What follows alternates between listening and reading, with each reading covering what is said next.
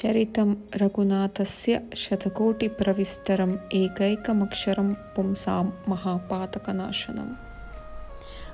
ಓಂ ನಮೋ ಭಗವತೆ ರಾಮಚಂದ್ರಾಯ.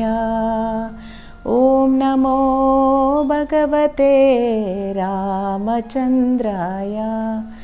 ಓಂ ನಮೋ ಭಗವತೆ ರಾಮಚಂದ್ರಾಯ. ಹರೇ ಕೃಷ್ಣ. ಅರಣ್ಯದಲ್ಲಿ ಕ್ರೂರ ಪ್ರಾಣಿಗಳನ್ನು ಹಿಂಸಿಸಿ ಕೊಲ್ಲುತ್ತಾ ಬೇಟೆಯಾಡುತ್ತಾ ಬದುಕುತ್ತಿದ್ದ ರತ್ನಾಕರನೆಂಬ ವ್ಯಕ್ತಿ ಹೇಗೆ ನಾರದ ಮುನಿಗಳ ಸಾಂಗತ್ಯದಿಂದ ವಾಲ್ಮೀಕಿ ಮಹರ್ಷಿಯಾಗಿ ಬದಲಾದ ಅನ್ನೋ ವಿಷಯವನ್ನು ಗೌರವಯುತ ಶ್ರೀ ಪಾಲಿನಿ ಮಾತಾಜಿಯವರು ಅದನ್ನು ಕುಲಂಕುಷವಾಗಿ ಈಗಾಗಲೇ ತಿಳಿಸಿದ್ದಾರೆ.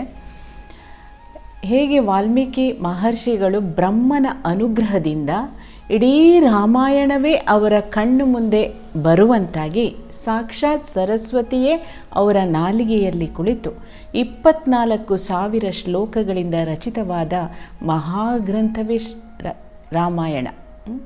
ರಾಮಾಯಣವನ್ನು ವಾಲ್ಮೀಕಿ ಮಹರ್ಷಿಗಳು ರಚಿಸಿದ್ದೇನೋ ಆಯಿತು, ಆದರೆ ಅದನ್ನು ಜನರಿಗೆ ತಲುಪಿಸುವುದು ಹೇಗೆ? ಈಗಿನ ಹಾಗೆ ಯಾವುದೇ ಮೀಡಿಯಾಗಳಿಲ್ಲ, ಪ್ರಿಂಟಿಂಗ್ ಪ್ರೆಸ್ಗಳಿಲ್ಲ, ಕಾಗದಗಳು ಸಿಗುವುದು ಪ್ರಶ್ನೆಯೇ ಇಲ್ಲ. ತಾಳೆಗರಿಗಳು ಇಂಥಗಳಿಂದೆಲ್ಲ ರಚಿಸಲ್ಪಟ್ಟಿರುವಂಥದ್ದು. ಇದೆಲ್ಲ ತ್ರೇತಾಯುಗದ ಸಮಯದಲ್ಲಿ ಅಲ್ವಾ, ಬಹಳ ಲಕ್ಷ ವರ್ಷಗಳ ಹಿಂದಿನ ವಿಷಯ ಅದು. ಆಗ ಅವರಿಗೆ ತೋಚಿದ್ದು ತಮ್ಮ ಆಶ್ರಮದ ಆಶ್ರಯದಲ್ಲೇ ಬೆಳೆಯುತ್ತಿದ್ದ ಸಾಕ್ಷಾತ್ ಶ್ರೀರಾಮಚಂದ್ರನ ಮಕ್ಕಳಾದ ಲವಕುಶರು ಸಕಲ ವಿದ್ಯೆಗಳಲ್ಲಿ ಪಾರಂಗತರಾಗಿ ತುಂಬ ಒಂದು ಪ್ರಜ್ವಲಕೆಯಿಂದ ಬೆಳೆಯುತ್ತಿದ್ದ ಈ ಹುಡುಗರನ್ನು ಕರೆದು ವಾಲ್ಮೀಕಿ ಮಹರ್ಷಿಗಳು ಈ ಸಂಪೂರ್ಣ ರಾಮಾಯಣದ ಬೋಧನೆಯನ್ನು ಆ ಮಕ್ಕಳಿಗೆ ಮಾಡ್ತಾರೆ. ಅವರು ಚೆನ್ನಾಗಿ ಅದರಲ್ಲಿ ತರಬೇತಿಯನ್ನು ಪಡೆದ ಮೇಲೆ ಒಂದು ದಿನ ಸುತ್ತಮುತ್ತಲಿನ ಎಲ್ಲ ಋಷಿ ಮುನಿಗಳನ್ನು ಅವರ ಆಶ್ರಮಕ್ಕೆ ಕರೆಸಿ ಅವರ ಎದುರಿನಲ್ಲೇ ಈ ಹುಡುಗರಿಂದ ಈ ರಾಮಾಯಣದ ಒಂದು ಶ್ಲೋಕವನ್ನು ಈ ಮಕ್ಕಳಿಂದ ಸುಶ್ರಾವ್ಯವಾಗಿ ಹಾಡಿಸ್ತಾರೆ. ಅದು ಅಲ್ಲಿ ಸೇರಿದ್ದ ಋಷಿಮುನಿಗಳಿಗೆ ಎಷ್ಟೊಂದು ಸಂತೋಷ ಕೊಡ್ತು ಅಂದರೆ, ಅವರೆಲ್ಲ ಎಷ್ಟು ಭಾವುಕರಾಗಿದ್ರಂದರೆ, ಅವರಿಗೆ ಮಕ್ಕಳಿಗೆ ಕೊಡಲಿಕ್ಕೆ ಅವ್ರ ಹತ್ರ ಏನೂ ಇರಲಿಲ್ಲ. ಕೆಲವರು ತಮ್ಮ ಕುತ್ತಿಗೆಯಿಂದ ತುಳಸಿ ಮಣಿಗಳನ್ನು ತೆಗೆದು ಅವರಿಗೆ ಹಾಕ್ತಾರೆ, ಕೆಲವರು ತಮ್ಮಲ್ಲಿದ್ದ ಕಮಂಡಲವನ್ನೇ ಕೊಟ್ಬಿಡ್ತಾರೆ, ಕೆಲವರು ಕೃಷ್ಣಾಜಿನವನ್ನು ಕೊಡ್ತಾರೆ, ಕೆಲವರು ದರ್ಬೆಯನ್ನು ಕೊಡ್ತಾರೆ, ಕೆಲವರು ತಮ್ಮ ಎರಡೂ ಕೈಗಳನ್ನು ಆ ಮಕ್ಕಳ ನೆತ್ತಿಯ ಮೇಲಿಟ್ಟು ಸಂಪೂರ್ಣವಾಗಿ ಆಶೀರ್ವಾದ ಮಾಡ್ತಾರೆ. ಹೀಗೆ ವಾಲ್ಮೀಕಿ ಮಹರ್ಷಿಗಳಿಗೆ ಇನ್ನು ಇದನ್ನು ಹೀಗೆ ನಗರ ಗ್ರಾಮಗಳಿಗೆ ಹೀಗೆ ಮಕ್ಕಳು ಹಾಡ್ತಾ ಹೋಗಬೇಕು, ರಾಮಾಯಣದ ವಿಷಯ ತಲುಪಬೇಕು ಅನ್ನುವ ಇಚ್ಛೆಯಿಂದ ಮಕ್ಕಳನ್ನು ಅವರು ಕಳಿಸಿಕೊಡ್ತಾರೆ. ಹೀಗೆ ಹಾಡ್ತಾ ಎಲ್ಲ ಕಡೆ ಸಂಚರಿಸ್ತಾ ಬಂದಿರುವ ಮಕ್ಕಳು ಅಯೋಧ್ಯೆಗೆ ಬರ್ತಾರೆ. ಅಯೋಧ್ಯೆಯ ರಸ್ತೆಗಳಲ್ಲಿ ಈ ರಾಮಾಯಣದ ಒಂದು ಶ್ಲೋಕವನ್ನು ಹಾಡ್ತಾ ಇದ್ದ ಈ ಮಕ್ಕಳ ವಿಷಯ ಆಸ್ಥಾನಿಕರಿಂದ ಶ್ರೀರಾಮಚಂದ್ರನ ಕಿವಿಗೆ ತಲುಪಿ ಅವನು ಆ ಮಕ್ಕಳನ್ನು ತನ್ನ ಅರಮನೆಗೆ ಆಹ್ವಾನಿಸಿ ಎಲ್ಲ ಸಭಿಕರೆದುರಿಗೆ ಅವನು ಆ ಮಕ್ಕಳ ಕೈಯಿಂದ ಈ ಒಂದು ಶ್ಲೋಕಗಳನ್ನು ಹಾಡಿಸ್ತಾನೆ. ತನ್ನದೇ ಆದ ಕಥೆಯನ್ನು ತನ್ನ ಮಕ್ಕಳ ಬಾಯಿಂದನೇ ಕೇಳಿದ ಶ್ರೀರಾಮಚಂದ್ರ ತುಂಬ ಭಾವುಕನಾಗಿ ಅವನು ಆನಂದ ಬಾಷ್ಪಗಳಿಂದ ಅವನು ತುಂಬ ಸಂತೋಷ ಪಡ್ತಾನೆ. ಹೀಗೆ ಹರಿದು ಬಂದಿದ್ದೆ ರಾಮಾಯಣ, ಎಷ್ಟೋ ಲಕ್ಷ ವರ್ಷಗಳಿಂದನೂ ಇದು ನಡೀತಾನೇ ಇದೆ, ಇಂದಿಗೂ ಇದು ಅಷ್ಟೇ ಜೀವಂತವಾಗಿದೆ. ಈ ಜಗತ್ತು ಇರುವವರೆಗೂ ರಾಮಾಯಣ ಖಂಡಿತವಾಗಲೂ ಇರುವಂಥದ್ದು. ರಾಮಾಯಣದ ಈ ಒಂದು ಇದರಲ್ಲಿ ಬರುವಂಥ ಮೊದಲ ವಿಷಯವೇ ಅಯೋಧ್ಯೆ. ಅಯೋಧ್ಯೆ ಅಂದರೆ ಯಾವ ಯೋಧನಿಗೂ ಭೇದಿಸಲಾಗದ ಒಂದು ಸ್ಥಳ ಅಂದರೆ ಅದು ಅಯೋಧ್ಯೆ. ಅದರ ರಾಜ ದಶರಥ ಮಹಾರಾಜ. ದಶರಥ 10 ದಿಕ್ಕುಗಳಲ್ಲಿಯೂ ಏಕಕಾಲದಲ್ಲಿ ಹೋರಾಡಬಲ್ಲ ಸಾಮರ್ಥ್ಯವುಳ್ಳವನು ದಶರಥ. ಅಷ್ಟೊಂದು ಪ್ರಭಾವಯುತ ವ್ಯಕ್ತಿ. ಅವನ ಒಂದು ಅಂಥ ವೈಭವಯುತ ಅರಮನೆಯಲ್ಲಿ ಎಲ್ಲ ಪ್ರಜೆಗಳು ಸುಖ ಶಾಂತಿ ನೆಮ್ಮದಿಗಳಿಂದ ಬದುಕುತ್ತಿದ್ದರು.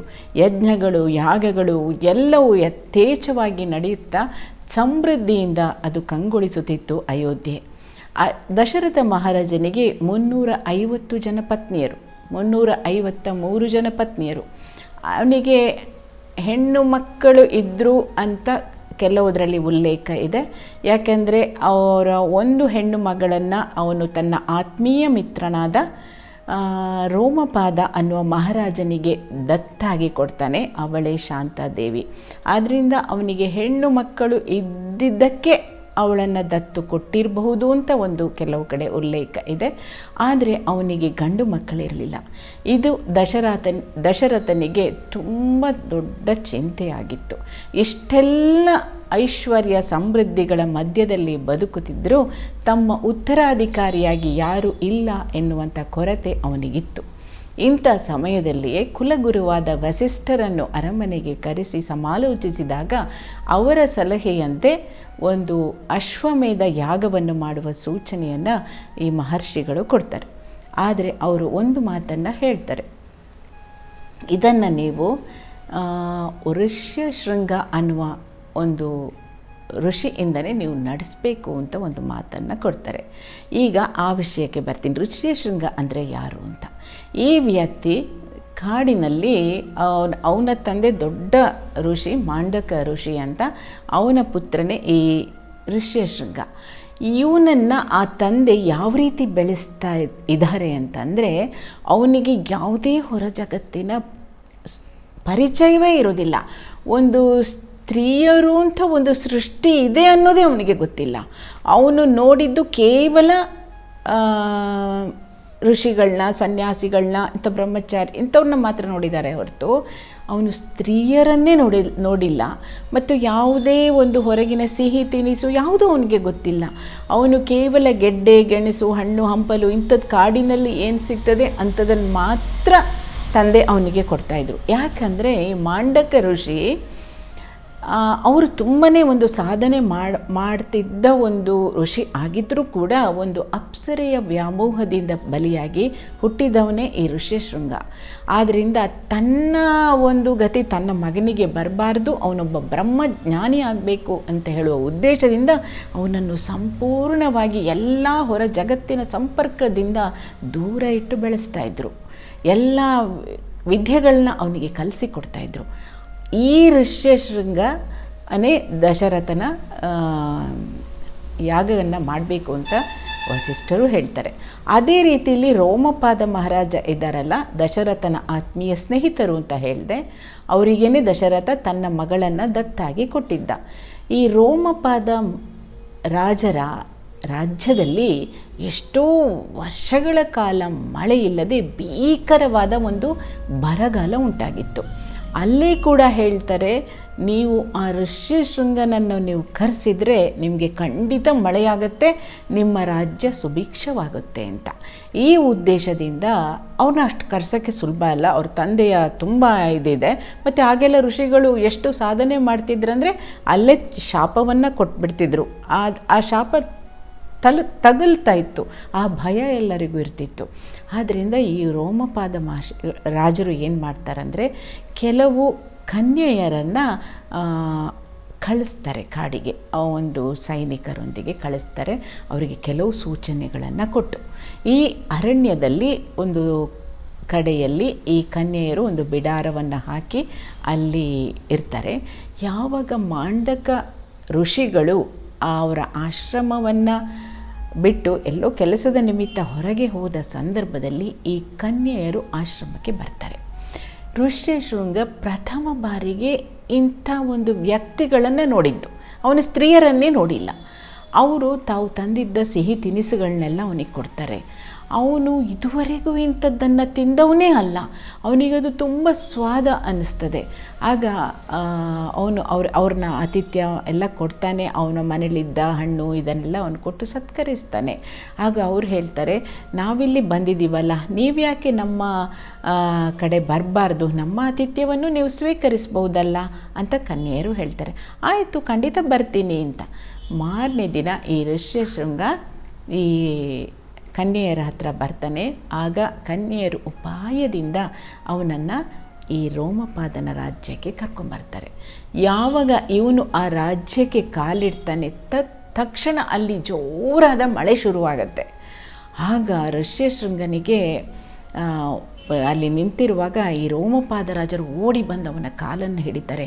ದಯವಿಟ್ಟು ತಪ್ಪು ತಿಳ್ಕೊಳ್ಬೇಡಿ, ನೀವು ನಮಗೀಗ ಯಾವ ಶಾಪವನ್ನು ಕೊಡಬೇಡಿ, ಈ ರೀತಿಯ ತೊಂದರೆ ಉಂಟಾಗಿತ್ತು, ನಿಮ್ಮ ಒಂದು ಪಾದ ಸ್ಪರ್ಶದಿಂದ ಈ ರೀತಿ ಆಗುತ್ತೆ ಅಂತ ಹೇಳಿದ್ದಕ್ಕೆ ನಾನು ನಿಮ್ಮನ್ನು ಈ ರೀತಿ ಕರೆಸಬೇಕಾಯಿತು ಅಂತ ಹೇಳಿ, ಇದಕ್ಕೆ ಪ್ರತಿಯಾಗಿ ನಾನು ನನ್ನ ಮಗಳು ಶಾಂತೆಯನ್ನು ನಿಮಗೆ ಕೊಟ್ಟು ಮದುವೆ ಮಾಡ್ತೀನಿ ಅಂತ ಹೇಳಿ ತನ್ನ ದತ್ತು ಮಗಳನ್ನು ಅವರಿಗೆ ಕೊಟ್ಟು ಮದುವೆ ಮಾಡ್ತಾರೆ.